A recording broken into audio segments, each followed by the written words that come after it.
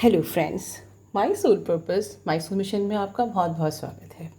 दोस्तों, मेरी इवनिंग की चैनलिंग आप लोगों से ज़बरदस्त रेजोनेट हुई है और इसमें मेरी कोई तारीफ़ नहीं है कि मैंने कितनी अच्छी चैनलिंग करी है। मुझे दुख हो रहा है दोस्तों, 60% भी अगर आप मेरी सब्सक्राइबर्स अगर इस चैनलिंग से रेजोनेट हो रहे हैं, ठीक है, तो ये एक वार्निंग साइन है कि अभी आप बैलेंस नहीं हुए हो। ये एक टेस्ट था जिसमें पता चला कि अभी भी आपको काम करना बाकी है। आप में से जिन लोगों को लग रहा था कि मैं तो अब बिल्कुल बैलेंस हो गई हूँ, I am just ready for the reunion, because union तो होने वाले हैं और हो भी रहे हैं, बट अब समझ में आ रहा है कि अभी भी हम इंडिपेंडेंट नहीं हुए हैं। The main thing of this journey कि हमें इमोशनली इंडिपेंडेंट होना है और अभी भी आप लोग डिपेंडेंट हो। वो बीच में आए, थोड़ा सा प्यार किया और फिर उन्होंने थोड़ी सी करवट ली और आप लोग हिल गए, राइट? उन्होंने थोड़ी सी करवट ली और आप हिल गए। खुद सोचिए कितना काम करना है आपको अभी। Are you ready? 60% सब्सक्राइबर्स भी अगर हिल आज इससे रेजोनेट कर रहे हैं तो ये दुख की बात है कि अभी हम लोग बैलेंस नहीं हैं। बहुत काम करना है। कहाँ तक काम करना? जहाँ तक हम इमोशनली इंडिपेंडेंट नहीं हो जाते हैं वहाँ तक काम करना है। और आज खुद से पूछिए और मुझे कमेंट बॉक्स में आंसर करिए, हर एक साइलेंट सब्सक्राइबर जिससे भी मेरी चैनलिंग रेजोनेट हुई है, बताइए अगर रियली आप इमोशनली इंडिपेंडेंट हो गए हैं तो बताइए कि yes, I am emotionally independent. Yes, मैं अपने पर्सन को प्यार करती हूँ, वो मेरी ज़िंदगी में होगा तो बहुत अच्छी बात है, नहीं होगा तो भी आई एम इमोशनली इंडिपेंडेंट। और जो नहीं है वो भी बिना शर्म करिए लिखिए। इतने गट्स लेके आइए कि एक्सेप्ट करने की कि yes, I am not yet ready. दोनों ही subscribers, silent subscriber, active subscriber को, दोनों ही को आंसर लिखना है।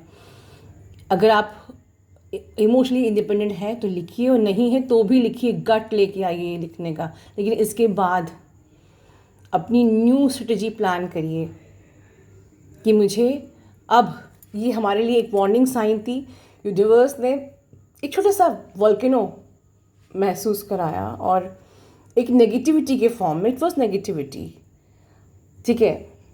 और नेगेटिविटी कई प्रकार की होती है, जिसमें हो सकता है कि इस वक्त आप लोगों का मुझसे भी ट्रस्ट हिला होगा, ठीक है। आपको भी हो सकता है कि आपको ये लगे कि पता नहीं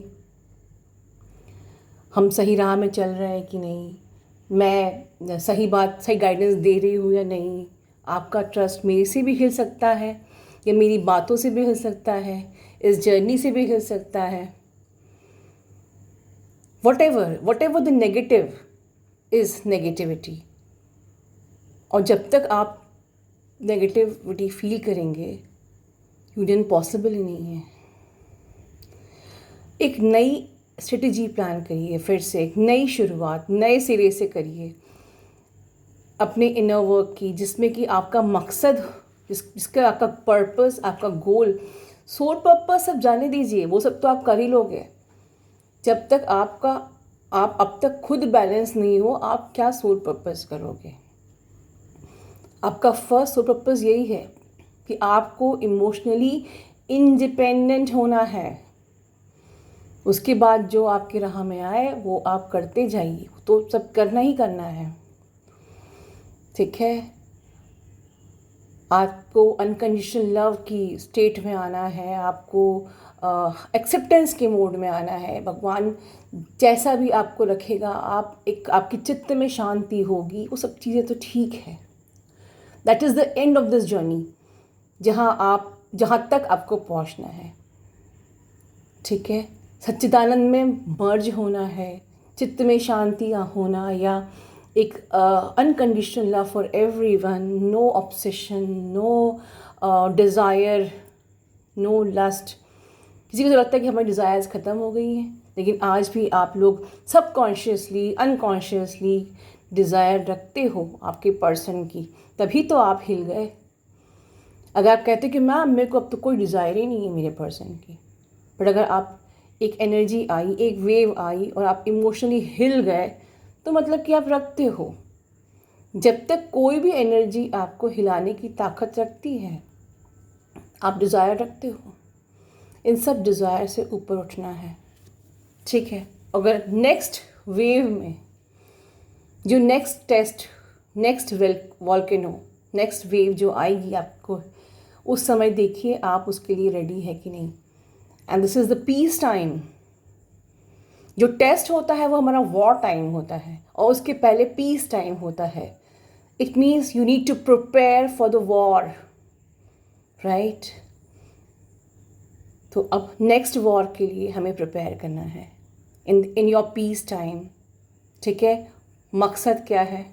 इमोशनली इंडिपेंडेंट होना है। बाकी चीज़ें तो खुद ब खुद मिल जाएंगी, don't worry, don't bother. Union, reunion, blah blah blah, that's all simply bonus. क्योंकि अगर आप इमोशनली इंडिपेंडेंट हो गए, आपके अंदर, आपके चित्त में शांति आ गई, अगर आपने भगवान से के दर्शन कर लिए, भगवान से आप भगवान में मिल गए, तो उसके बाद डीएम तो सिर्फ बोनस है। असल मकसद तो आपका पूरा हो ही गया। अगर आपकी ज़िंदगी बदल गई तो असल मकसद तो आपका हो ही गया। आत्मा का भोजन क्या है? शांति। शरीर का भोजन फिजिकल इंटीमेसी। हार्ट का भोजन लव। पर आत्मा का भोजन क्या है? शांति। और वो शांति ही तो मकसद है।